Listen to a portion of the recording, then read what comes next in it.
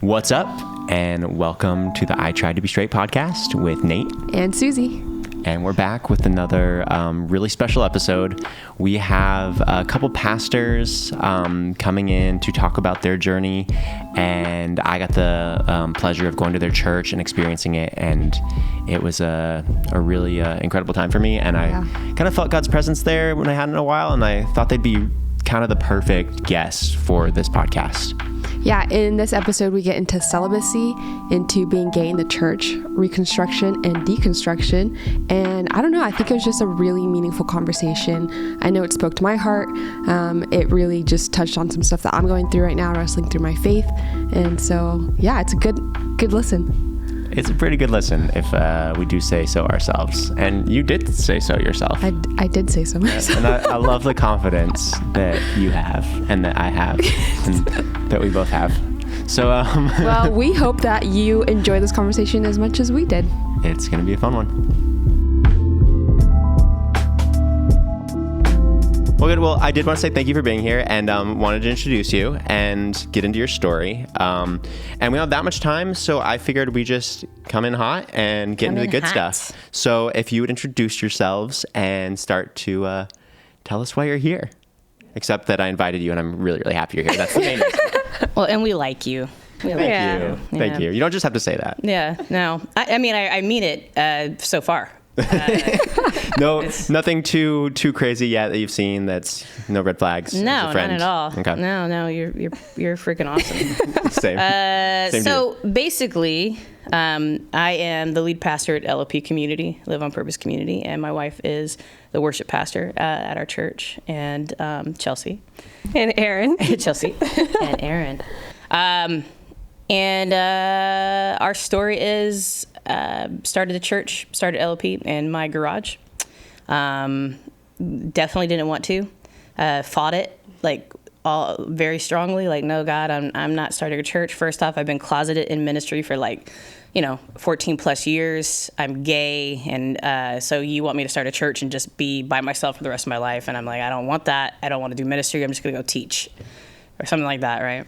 And It just kept pressing, and we had some crazy encounters with people that were like, I probably should start this ministry. Yeah. And so I'm going to say long story short, because I'm a pastor, so you got to pull me in. And I'll be like, and then this is what happened next. And then one time I was eating cereal. I used to be the guy in the audience when my dad was preaching, and I'd look at my dad, make eye contact, and then point at my watch. That's what my wife does for me. She's like, I just do that. No, I'm like, Dad, I just want lunch, little Dad. Tap, please. Little tap. Is it so bad to want lunch before hungry. 2 p.m.? Don't ask her to pray for the meal. Yes, exactly. Yeah. Well, and I wanted you guys to come on here because you're a great example of not just an amazing couple. And how long have you been married now? Almost 7 years. 7 years this month. And you have the most beautiful twin daughters. Thank you. It's incredible. Yeah. They're very pretty cute. Just watching you guys do that family aspect is really cool, and I wanted to bring you on here for that. But then also, and we're going to, as we dig into your story and then how you got here, we met, you reached out to me after you saw my TikTok, and we had coffee, and you prayed for me. And I think there was this real familiarity. I feel like we kind of came from similar backgrounds, and I actually I'm learning more about your story as we go, but there was this comfort in experiencing people at a similar background to me that also had such a strong faith. Yeah. And I think that's what I pulled from you the most. And then just the genuine heart you carry, it's really obvious that you are fully who you are, believe what you believe, and you're not BSing anybody. And so that really hit heavy. But then when I went to your church a couple weeks later, I had never really been to, I've been to churches that were open to it, but never churches that talked about it, that talked about being affirming from the stage. It hit me. I didn't have you didn't say one big thing. It was just the combination of things. And then in worship, I just started crying because I felt safety, and I felt like I felt the Holy Spirit, and I hadn't felt it in a church in a long time because I, on some level, had been told by so many people that I couldn't. Right. And so you kind of reminded me that I could, and that God was still with me. And it was a really big moment. And I never shared that with you, but that was really big. And I just want to say thank you for that. Before we get into your story and really dig in, I know you started to get into it, but I wanted to say that before we started because I really appreciate that. And also, and your worship leading too, I'm like, oh, this feels like home. It reminds me of home. And it was just crazy to find that 30, 40 minutes from my house. I'm just like, this is, it felt important. Yeah. So thank you. Well, yeah, it matters to us that that's what LLP represents for people, because there are so many churches that will either not come out and say that they're affirming or not actually be affirming, but put on the act that they are. And we want people to truly know that God is for everyone, and they are welcome in our space. They are welcome to worship together. They're welcome to learn together, to grow together. And that's what LLP has been for us, and hopefully for everyone who... Yeah, when I see my little babies running around at church, right?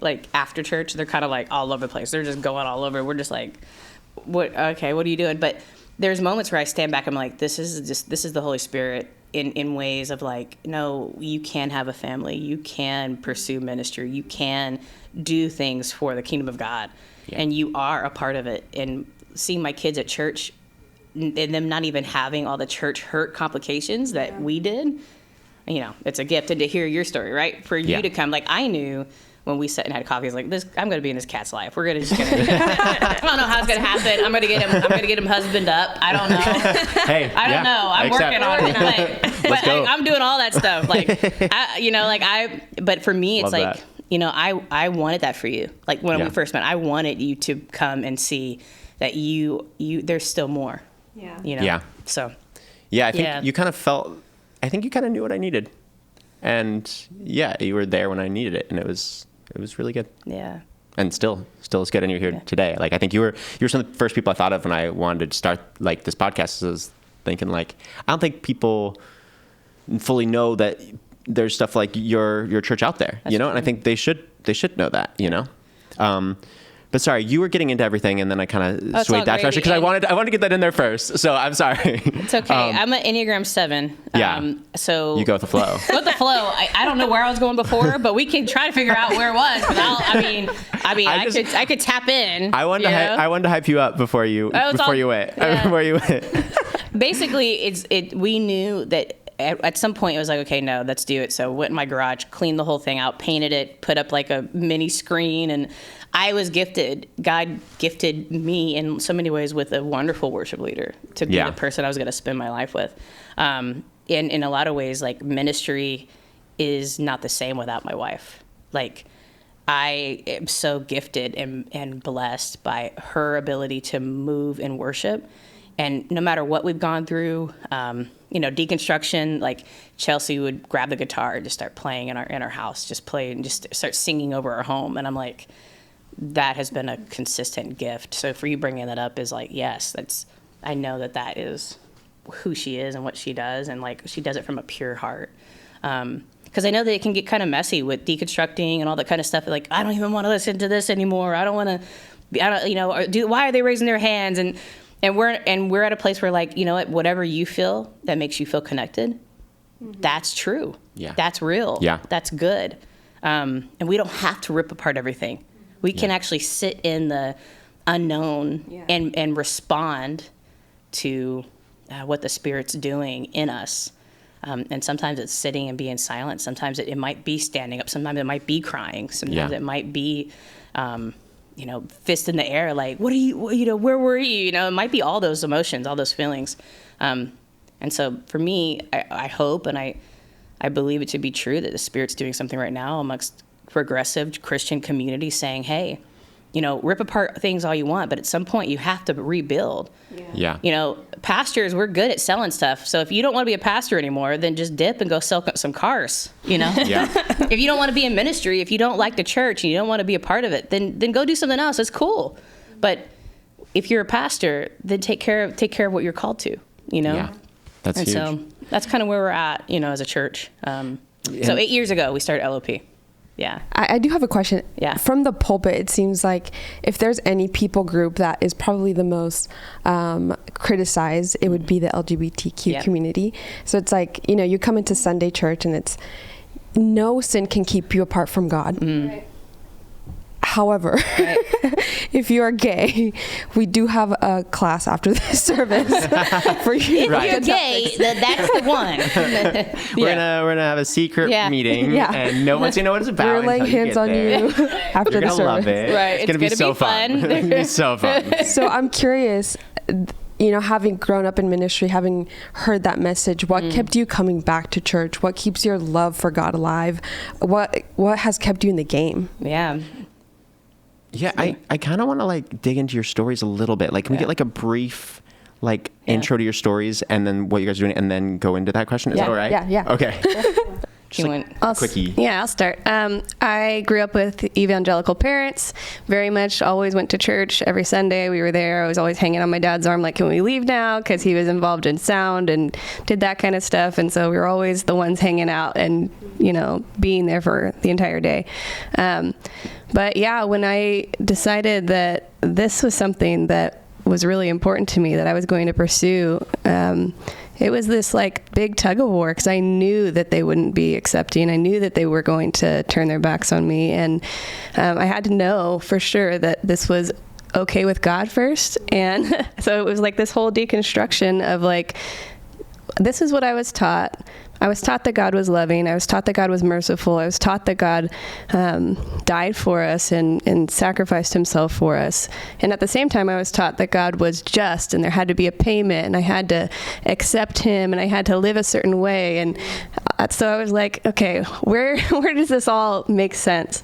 And I came to the place of overall, God is loving. That is number one. And if God can love the worst of what we call sinners, then how could he condemn me for loving someone else?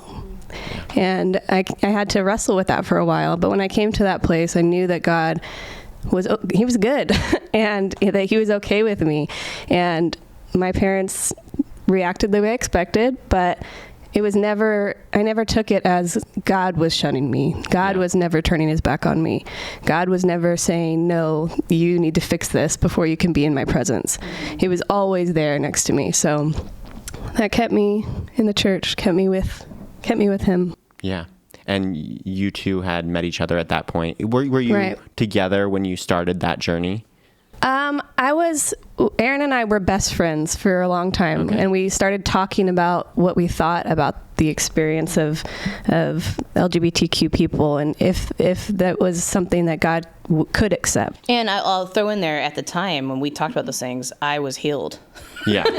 So you had. So this is your story comes into play. You guys are both kind of on a similar journey. Yeah. So, I actually don't know all this. It's really interesting. So, my mom had Tuesday night prayer meetings for my deliverance, my sexuality. Oh my gosh! I was in just for you, Tuesday meetings with everybody. Tuesday meetings, a bunch of women praying Lord, help her find her way back to a man. That kind of stuff, right? Oh no. And by the way, my mom, the joke is I came out to her 11 times, right? And my mom's a Southern black woman, so she was like, baby, I know what kind of husband you gonna have, and this is just not. This is the lie from the enemy.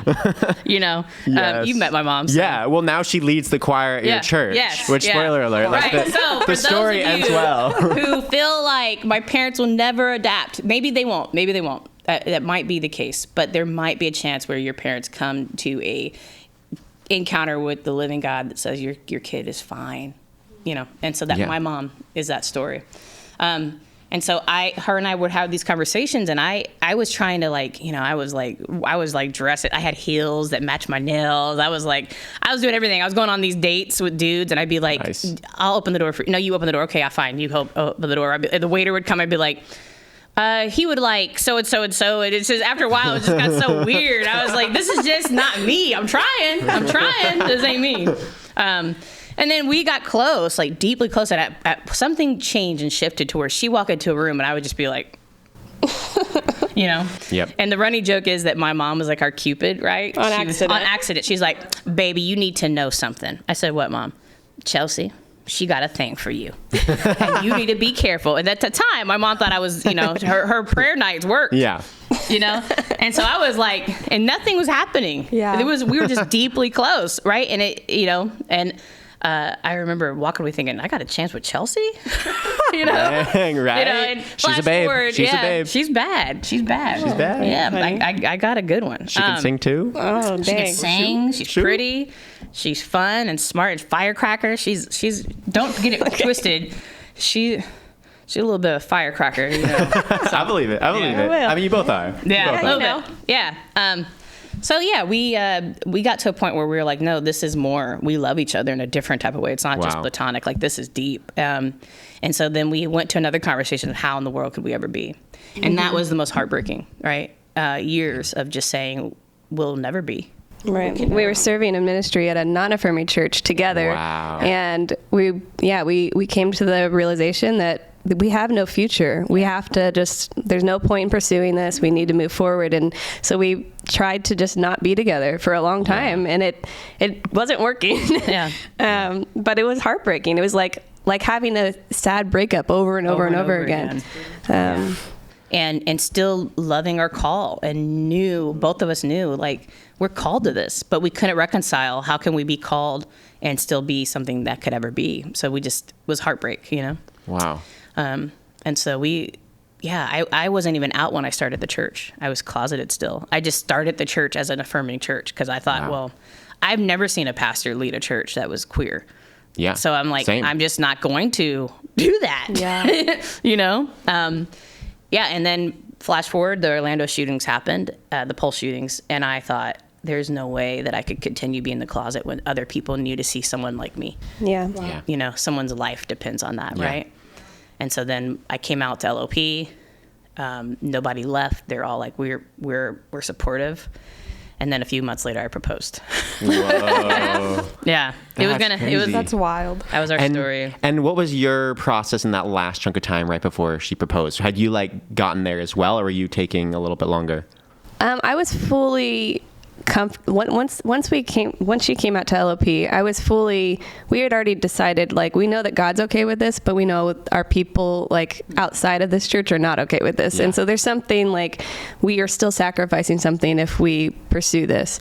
But Erin had gone to everyone that was close to us and had told them that she planned to propose, and without me knowing, and they were all there standing with "Will you marry me" signs when she proposed. And I had come out to my parents, like, very shortly before she chose to propose. Oh my gosh. And That's a so lot. it was like a very, very rough moment for me. And everything that we thought was going to happen did. I Right. came out publicly, and I lost all my relationships that I had networked with for, decades. Yeah. My Christian pastor friends, and just lost everything. And when she came out to her parents, it literally obliterated the relationship. Because you had gone to Bible school, correct? So you were trying to be a pastor. Yeah. That was Yeah. your goal. That was Yeah. your job. Oh, that was the call. That's what I knew I was going to do. Yeah. Right. That was my profession.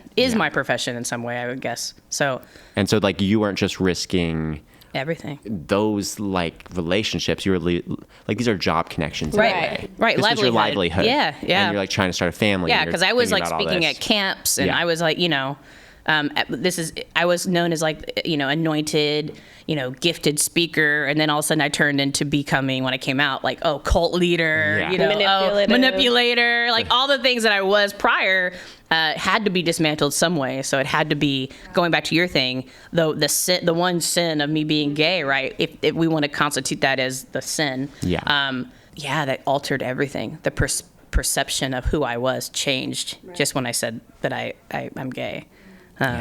So yeah. How did you, we were talking about deconstructing and reconstructing. I imagine your identity in some way went through some deconstruction, especially when and I've experienced this, when you're close to people who, are close to God, and they start labeling you as, manipulator, whatever you have. How did you realign and recenter yourself to what God has called you to be, and who God really has called you to be? And the label of I am God's daughter and child and chosen, and all these giftings still stand. Like, how did you come back to that? Because those people don't get the right to speak for God.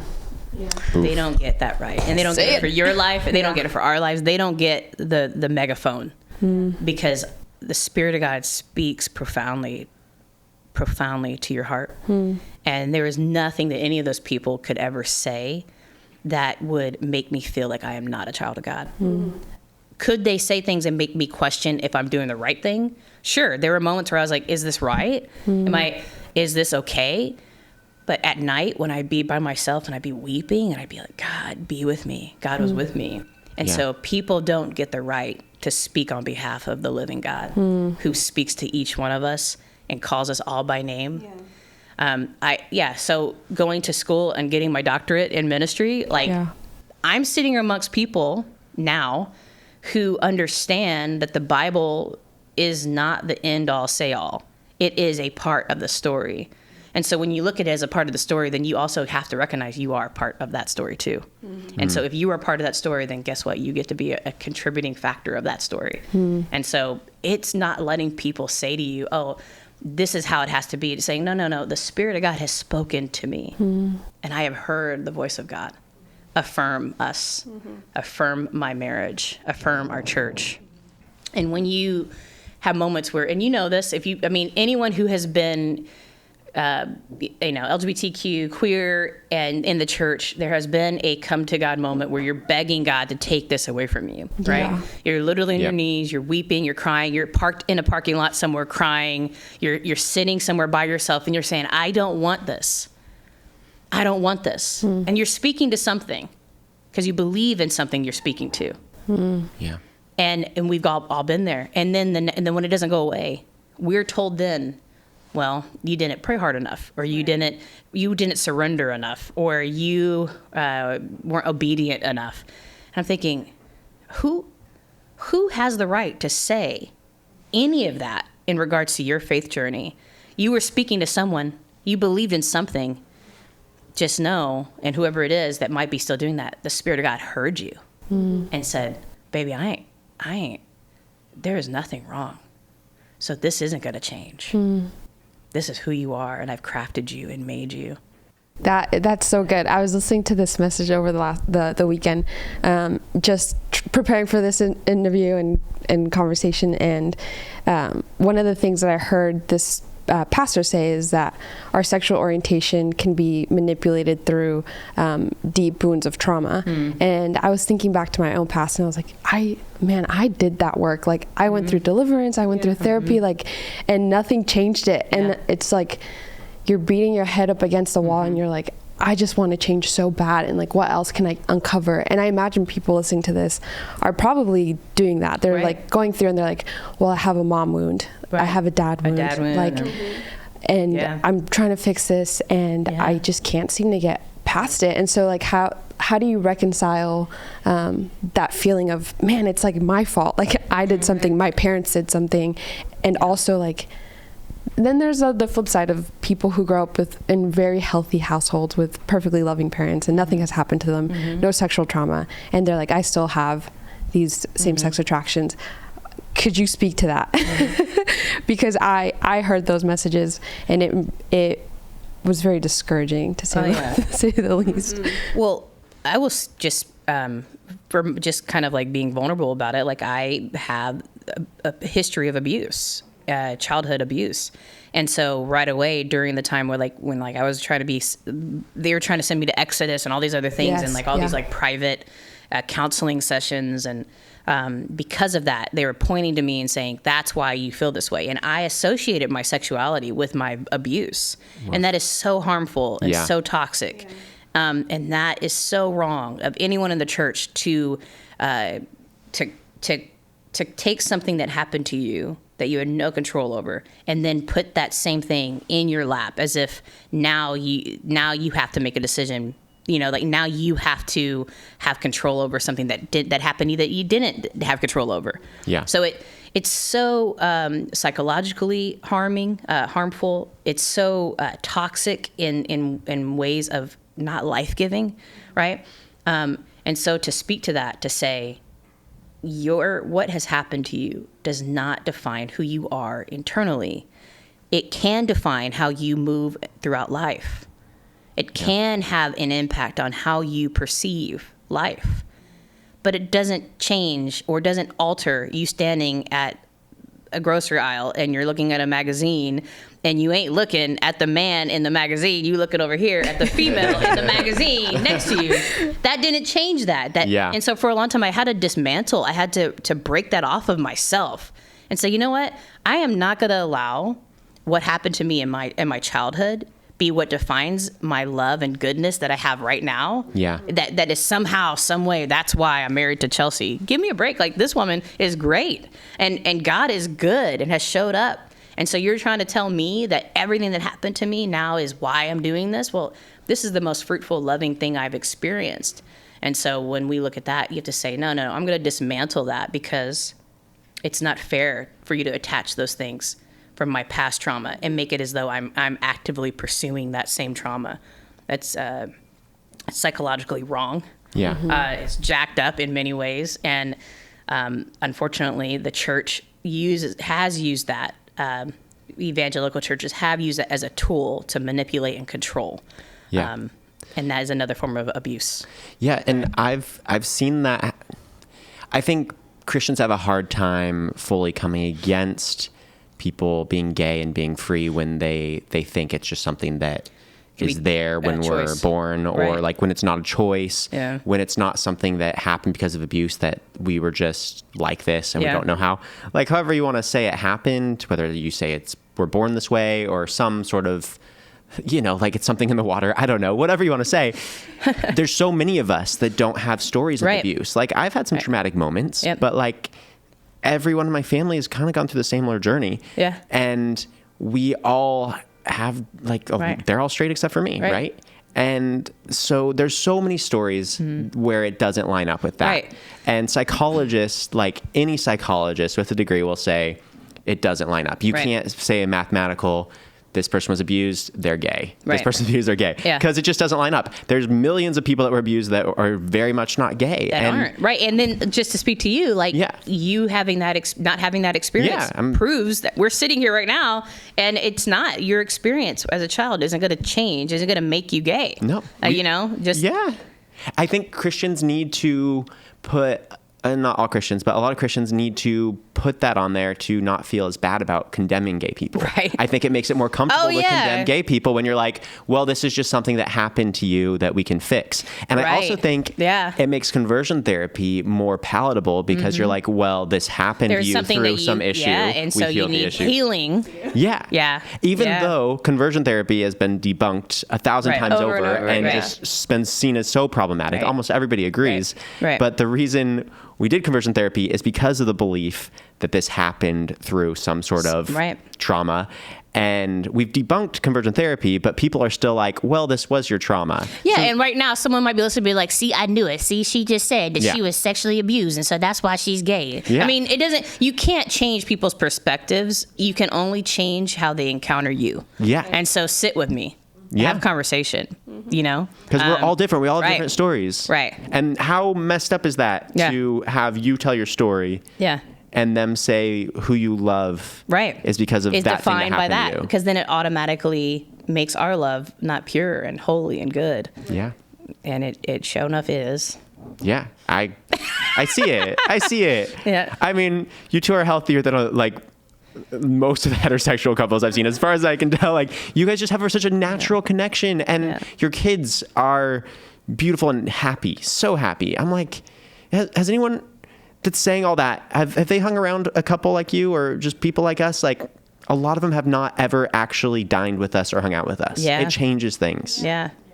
Yeah. What's interesting to me is not all Christians, like you said, but a lot of Christians, when they do relate sexual orientation to a deep trauma, it's interesting to me that the first reaction approach is to say, well, that you're wrong. Like, it's very aggressive instead of treating it like it is. It's a very gentle wound that people go decades into their 80s with this really deep wound, and instead of treating it like Jesus would, which is with kindness and gentleness, it's very aggressive, and it's like, you're wrong. So I mean, I don't know, that is, if anyone's listening and I hope people are listening that don't agree with us, I really do. Because I listened to that woman's message and I was like, I don't agree with half the stuff, but I want to hold. It's all good. It's all good because Yeah. disagreement doesn't disqualify conversation. Yeah. Exactly. Yeah. Or connection. Right. Like we could sit around the table and all have different opinions, but we're around the table. What's the table? Yeah. You know, why are we doing this whole thing? Like, why are we still Christian? Why are we still around this table? Because there's something that's still speaking to our spirits. And so we don't all have to agree. That's where it get misconstrued. Like, we don't have to all agree. Yeah. Yeah. You know, we can sit down together and have conversation and work through conversation and hopefully love each other better for it. Right. Yeah. So. And no, that's a really good point. Like, I have a lot of comments that will say, you can't be Christian and gay. You can't be Christian. Well, you can say you're Christian, but you're not a Christian. Right. And I'm like, why is everybody so hell-bent on gatekeeping Christianity from me? Yeah. I'm Yeah. like, Like, what's yeah. the point of this? Right. Who are Yeah. you defending? Why do you want to make this a walled garden? You want to make Why are you mad that I'm saying I'm a Christian? So I want to have connection with Christ, Christian. I want to have connection with Jesus. Yeah. And your first thing you want to say to me. Yeah. The first thing you Yeah. think to say is, no, actually, you can't be a Christian. That's our thing. You're gay. You're gay. Hey, You gotta stop. hey, buddy. You're all gay. of that. Yeah. Yeah. Like, you're some people- gay and Yeah. Yeah. And Sorry. if you don't agree with me, yeah.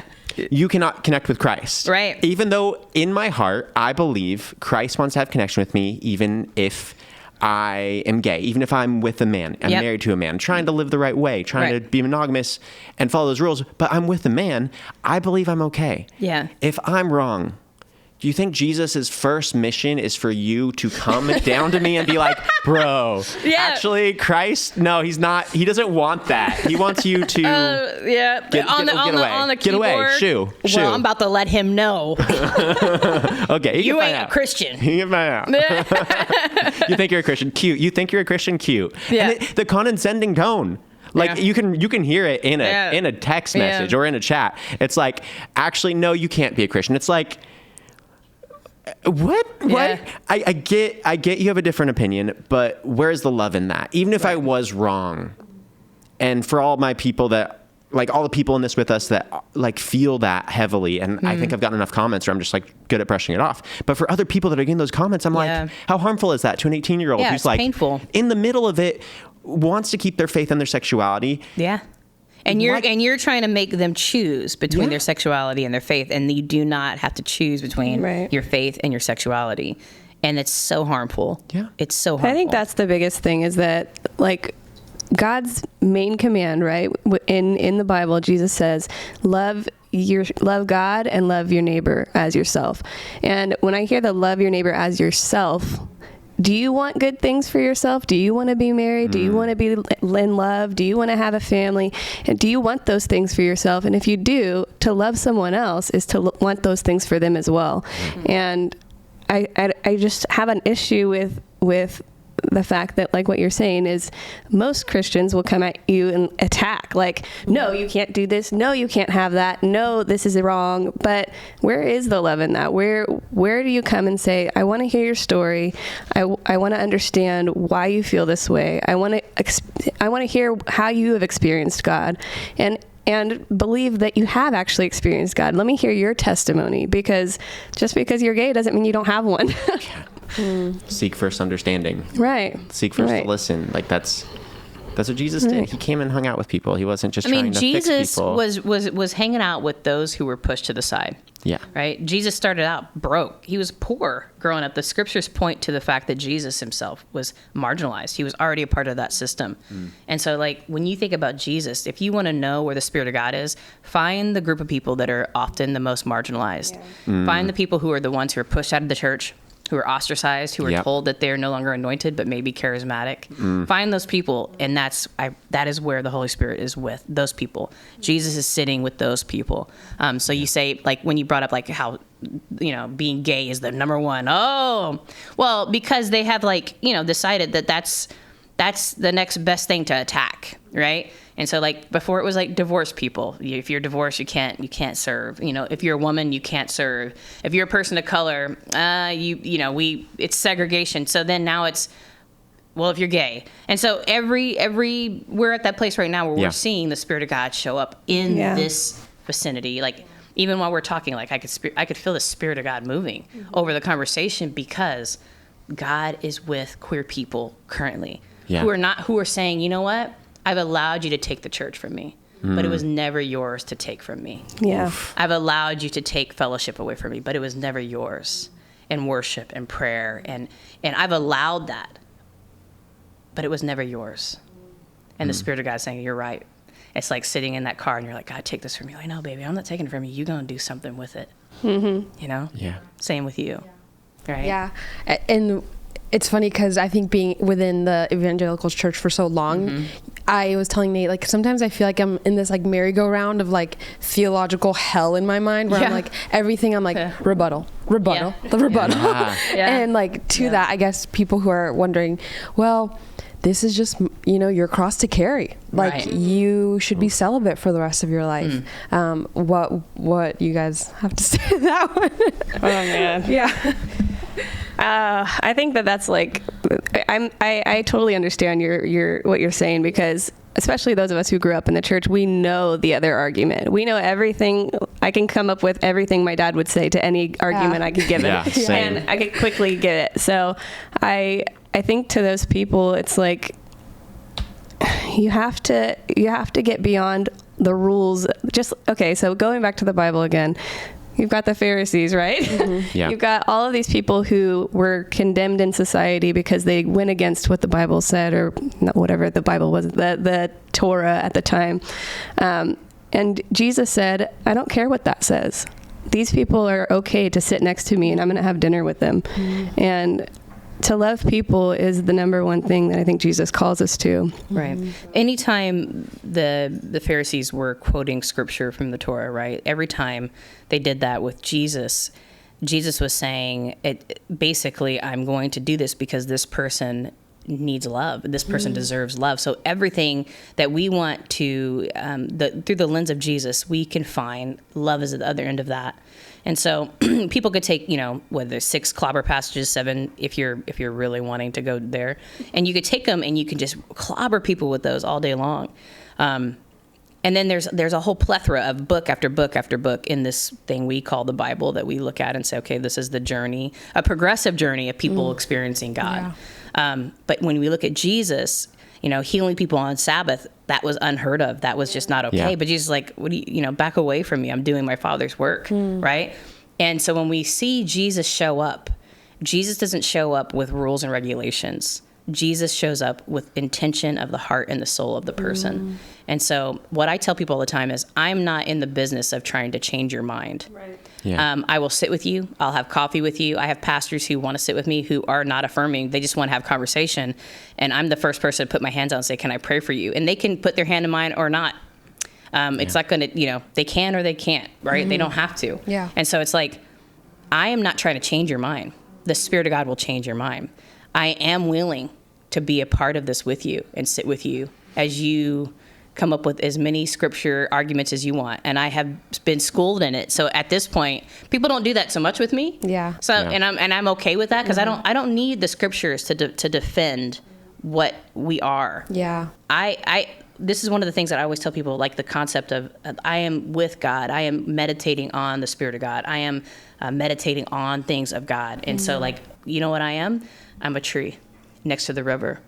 I am fruitful. There is fruitfulness in my relationship because I have planted myself next to God. Beautiful. And so, like, when people want to say, you know, they want to bring scripture in and try to attack who we are, attack who I am, I don't even dabble with that anymore. I don't have the energy for that anymore. If that's where you want to stand, fine. But if you want to have coffee with me and we could talk about things of God that we both agree in, you know, maybe the Spirit of God will show up, and maybe it might be Sabbath and someone getting healed. I don't know. You know? So I agree with that. I think that if someone is coming to you from an argumentative place, there's no point in trying to convince them. They're not going to be convinced. And I know I'm not going to be convinced. And so there's no point in having that conversation. But if somebody's willing to sit and listen and talk, that's a different thing, you know, and there could be some growth there and there could be some understanding. But it's if for those listening again, if there are people out there who are trying to argue with you, you don't have to defend yourself. Know what you believe,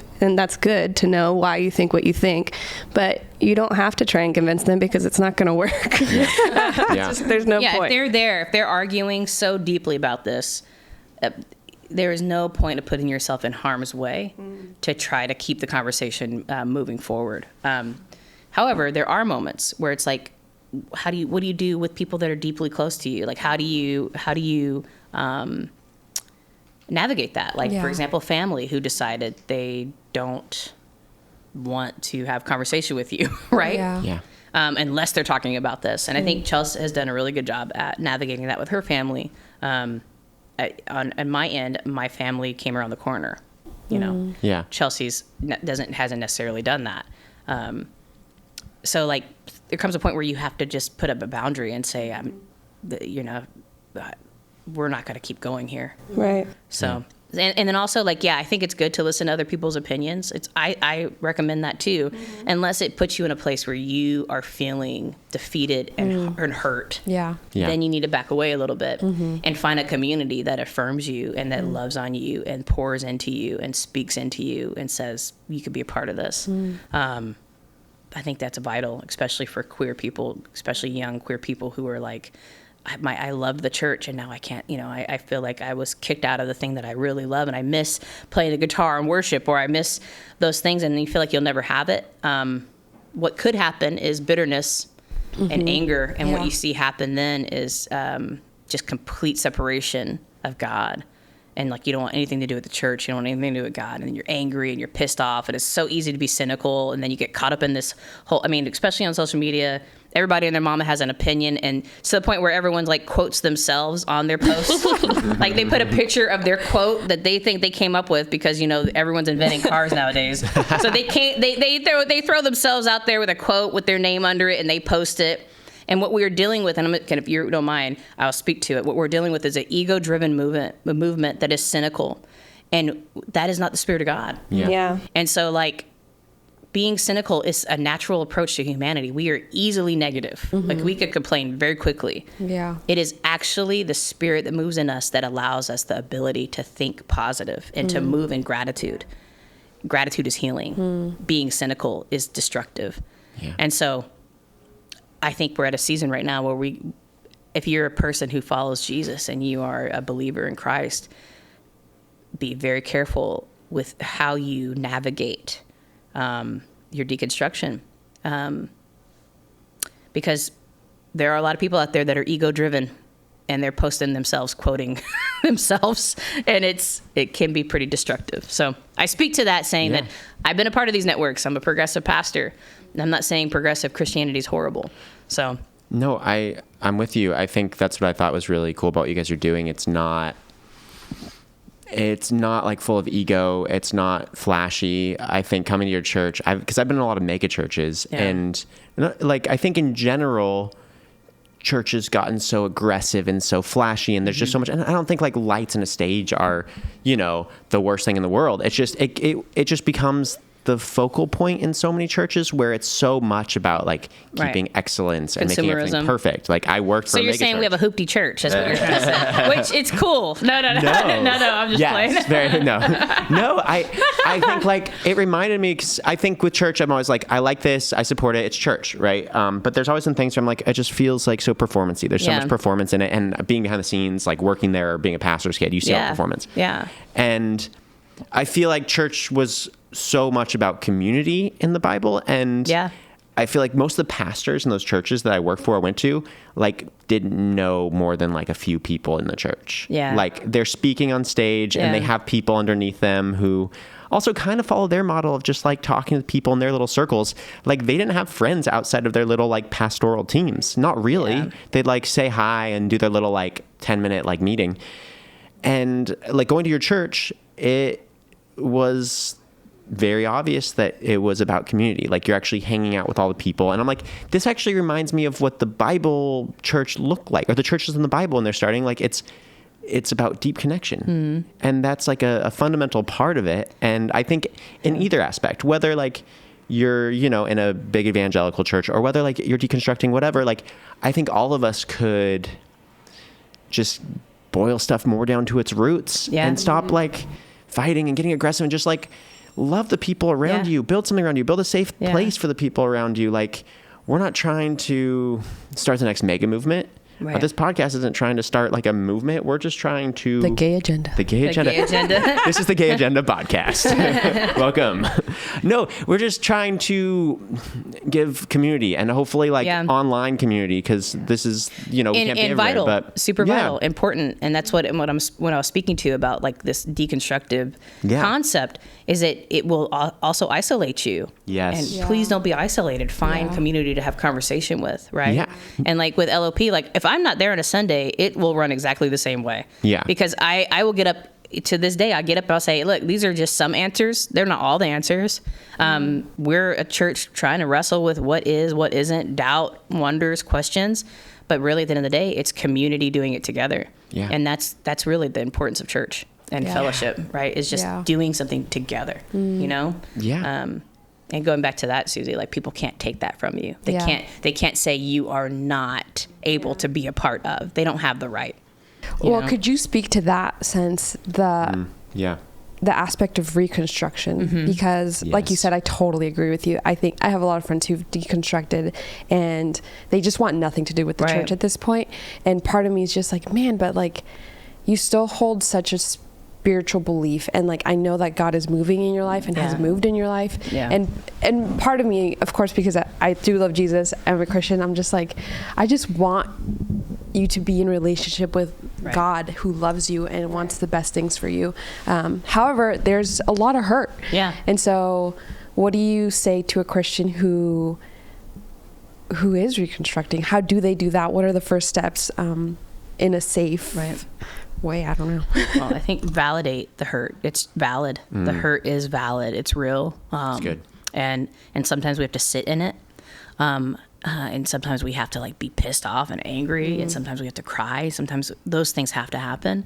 But with any wound, you've got to do the work to make sure that space heals. And you are, in some ways, responsible with dealing with how you want to navigate what's next. I talked about this recently about I had like my hip was out of place, right? And so the chiropractor was like, yeah, you're like 2 inches short on one side. And I'm like, what? He's like, yeah, and this is going to hurt for a while. But what's happened is your ligaments have healed around the wound. The wound is still there. And so your functionality, the way you walk, is actually, it's pulling from different tendons and ligaments that are actually causing more pain in your body, right? And so until you get this fixed, your wound will still be there, and your body will try to heal around the wound, but the wound will bring such a source of pain throughout your body that it now overtakes even the small space that it has, right? And so God gave me this like concept or this vision about like, man, that's how a lot of church hurt is. Like you're healing your spaces around the wound, but you're not dealing with the wound. And so you're walking around upset and angry and pissed off and like cynical and like not even like a little bit. I'm talking about like, F the church, right? Like mad, like super mad. You bring it up, someone like, I don't want to, like it comes out of you because the wound has now been there, but the work doing something about that wound has been neglected. Instead, it's let me heal around that wound and make that wound the identity of my story. Yeah. And I think people who want to reconstruct have to get to a place of saying, you know what? I might not believe in the same things I used to. I might not even like pastors. I might not even like being around pastors. But maybe I could start out with going to a small Bible study with a friend, or maybe I could start out with maybe listening to some podcast, or maybe I could start out with listening to this podcast, right? Maybe there's something out there that I can try to engage in that pushes me out and makes me a little uncomfortable, right? Because the chiropractor was making me uncomfortable, but after a while I was able to walk straight again. And so some of reconstruction looks painful, and really it's going to be, do you want to or not? Yeah. And if you don't, that's fine. That's okay. Then you also have to settle in with the fact that this is now where you're at. But if something in your heart is saying, I don't want this though, and I think that's what I encounter a lot of times with people who have deconstructed, in their heart, there's something that's like, no, but this doesn't, like, I don't want this. I don't want this to be my story. Yeah. Then it's going to take some movement. It's going to take some trusting someone again. Yeah. Be vulnerable again. Show up at a church again. That's affirming. I wouldn't recommend like going down the street to the church just like dogging you out. You know, do something that could bring some healing to you. Yeah. So reconstruction, I think, is pivotal because we deconstructed something and it had to be worth something for us to do it. The foundation could hopefully still be there in your faith, in your journey, right? And so like build from there. And sometimes it's in small groups. Sometimes it's one-on-one. Sometimes it's just sitting with you over coffee as a friend, right? Just sitting like, this is what I'm still seeing that's good. Yeah. You know? But yeah, it's not going to feel great. But I tell you what, when I went through deconstruction, I went through it as a pastor. And I was salty, like all the time. I was like, why am I even preaching? Like, why am I doing this? Like, I went through deconstruct after we got married and we had LOP in the middle of, there was a season in that time where I was like, why do we even, like, I was just like really in it. And it was having open dialect and conversation with people that I trusted to say, hey, these are my questions. What do you think about this? Or what do you feel about this? That allowed me the ability to work through that wound. So, keep talking, keep having conversation, find safe people to have conversation with your questions and your doubts. And hopefully they're able to pour back into you the same. So, yeah, I think reconstruction is vital. It's vital. Because the church doesn't belong to the evangelicals in which you were kicked out of it, right? Yeah. It doesn't belong to them. Yeah. So who then is going to pick it up and say, oh no, we got this. Oof. Yeah. Yeah. And it's going to be in reconstruction that happens, right? A refinding, a redeeming, I don't believe all the things that I went from, but I believe that God is good and I know that something else can be built here. Mm-hmm. Yeah. After coming out, whether you keep your faith or not, like there's so much bitterness, especially if you come from the church. It's impossible not to have that. Yep. And it's one of the most valid feelings ever. Yep. I think Yeah. ignoring that is not good either. Yep. But actually processing through it and keeping your heart soft is incredibly difficult. Very hard. But is the most valuable thing you can do. Like if to people that are watching this, that are on the fence and are figuring this all out, like, I don't need you to keep your faith. If like, that's like, I would want you to, because I feel like that's been a valuable thing for me, but I would want you to make your choice out of a place of a soft heart, out of a place of healing and getting rid of bitterness. Because no matter what your next step looks like after coming out, you want to take it with you being exactly who you are, not you doing things reactionary, Right. doing things out of your pain, good, or Nate. doing things out of like Right. all your trauma, but Right. you finding wholeness. And for me, I worked through stuff and it's always going to be working through. I'm not like healed fully. Like I'm still going through it, but getting healed enough where I feel like, okay, what do I actually feel in my healing about my faith? I want to keep my faith. So reconstruction is something that's really valuable to me and worth it. But we have to be honest. It's painful. Right. This thing causes pain. We're reconstructing something that was low-key a part of our abuse and our internal emotional whatever. And so getting softness, whether it be therapy or like friends around you that really know you, love you, like the thing I'd say the most to anybody is get your heart soft. Don't let bitterness rule your life, Right. because life is so beautiful when you can push through the pain and find yourself on the other side of it. Yeah. Because you don't want to lose yourself to this like so many of us do. I don't blame anyone who has lost themselves to this struggle, Right. because the stuff we go through, we all know is unfathomable to someone who hasn't gone through it. Yeah. But if you can go through all that and keep your heart soft and fight for that, it's the best thing for you. It's the most beautiful thing. I think it's the one thing that will show people who we are, that we can go through that and still love people. And That's I think so good, Nate. I think That's so we good. do. Yeah, and to soften your heart, to not allow bitterness to be the source of your movement, your every movement. Like the anger and the bitterness. And there is righteous anger. We all, especially in the queer community, who've been ostracized and pushed out of and tried to be dictated to about our call, right? There is some anger, some righteous anger. Have it, deal with it, set in with it, right? But man, when bitterness starts to arrive and you start to just be so bitter, find a way to get that healed in you. Whether you said therapy, yes, absolutely. Jesus in therapy is always like, that's the way to go. Like, give me some Jesus and give me my counselor. I need both. Yeah. You know? And try to do your best. Try to do your best to allow the Spirit of God to still do something, speak. If you hear something in your spirit, try to listen. Yeah. You know? I think also remembering your why were you ever a Christian? Were you only a Christian because you were taught that this is the way to be? Or you're only a Christian because you thought you had to be in order to go to heaven? Or did you experience God at some point? And don't allow the outside voices to tell you that wasn't real. Like, if you've experienced God, and I believe most of us have in some way, that if you've experienced God, hold on to that and remember that He has not been the one to do any of these things to you. He has not been the abuser.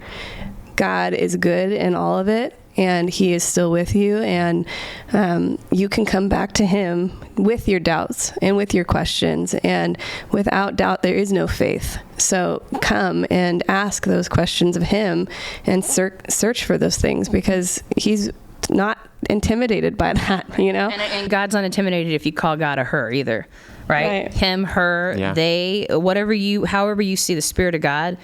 When we think we have God figured out, we're no longer talking about God. And so let's just allow ourselves the ability to navigate this, but know that God looks at you and says, you are whole and you are good and you are loved, and you were crafted, and you were crafted for such a time as this right now.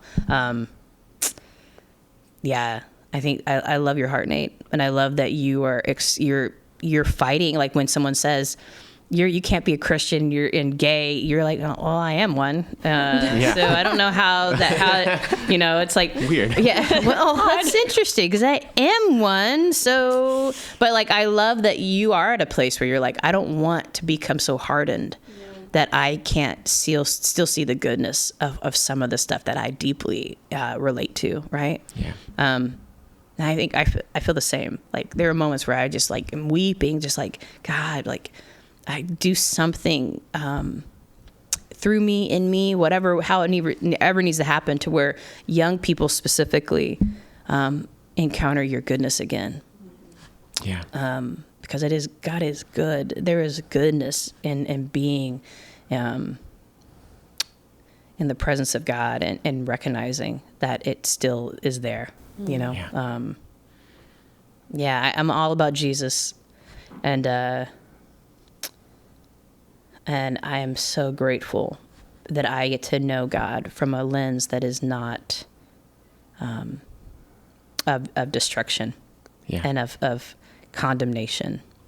So I want to speak to that too. Is I think going through deconstruction and then reconstruction has completely altered our relationships with God in a positive way. Like, to only be in relationship with God out of fear is such a limiting space. Like, God has so much more for us, and to be in a relationship that is based completely on, I want to spend time with you, I want to experience you, I want to be with you, versus I feel like I have to do this because otherwise I'm going to hell. It's completely different. It's a completely different aspect of religion and relationship that has changed everything. And it's so much more freeing, and it's so much more beautiful. If I were married to Erin because I felt like I had to be, I wouldn't be enjoying our relationship much. But girl, you enjoy it. But I enjoy it. I love her, and I'm thankful for her, and I want to be with her and next to her and enjoy those moments. And so it's the same with God. No, that's huge. Like, you want your relationship with God to be something you come to because you love God, not because you're afraid. Right. Mm-hmm. And for the first 30 years of my life while in the closet, so much fear was absolutely tied to that relationship. Same. Yeah. Well, you guys have to go soon. Is there anything you'd say in the last couple minutes to anyone in the middle of the struggle that's figuring this all out or just in fear mode, in pain mode? What would you like say to them? The first thing I want to say is that the Spirit of God is with you. The Spirit of God is with you and sees you and knows you, knows your worries, your fears, your concerns. I want to edify you as a person, that you have value and there is goodness in you and there's still more to come from your life. And I want to speak to those who are wondering and questioning what's next. I want to just say, if you would just give just a little bit of a chance to maybe open your heart again to some of this church stuff, right? This whole Christian thing, or why am I still? I just want to tell you that just a little step could change everything. It could change everything. And you do not have to go the rest of your life bitter and pissed off and angry at how things were. You could start living fully in the right now, fully whole and good. And if you're queer, if you're gay, and you're wondering, like, okay, who's this person talking? Like, I am just another gay person, right? I'm a queer pastor that loves Jesus with my whole heart. And it has been Jesus who has been with me through the whole journey. Whether I was pushed to the side, whether I was ostracized, where I was told that I wasn't a pastor, that I was a cult leader. It was Jesus who sat with me and said, no, baby, keep going. And I always say baby because it's just like this, I don't know. The way I see it is like, no, keep going. You keep going. And so I'm telling you, whoever you are, keep going. Keep going. And when the Spirit is speaking to you, listen. And I hope even right now, while we were having this conversation, that something shifted and happened in whoever's watching their lives to where they said something felt different in this very moment. And maybe you take that and you put that in your heart and you move out throughout your day or your week and you say, no, I know that God is with me. Yeah. So, yeah, that's it. Find you a good woman. If you're a lesbian, or find you a good man. If you're Nate. We need Nate to have. This is what we need. Ooh, okay. Let's go. Yeah. This person, Preach. he needs to there's got to be some love for Jesus in there, right? Give him a little bit of that, some artsy stuff going on. He vibes with that. I wouldn't be mad if it was a brother. He could deal with a little bit of flavor, but I don't really. We need that. Nate needs a little flavor. He needs a little something. I'm flavorful. Find your person. Find someone that loves Jesus the way you love Jesus, and maybe if they kind of don't know if they do or don't, then give them a little bit of grace. Yeah. All right. Yeah. That's good. Thank you so much for being here. Yeah, thank you so much. That was really powerful. I think the way the conversation went, I just really appreciate everything you guys bring and everything you're doing. Yeah. Thank you. Thank you. for what you've done for me too. having us. Thank you. Absolutely. And thank you. Thank you both of you. Yeah. Well, I guess that's it for this episode. Anything you have to say, Susie? Nope. To close out? We'll see you back next week. See you next week on the I Tried to Be Straight podcast. We did try. We did try. We all really did try.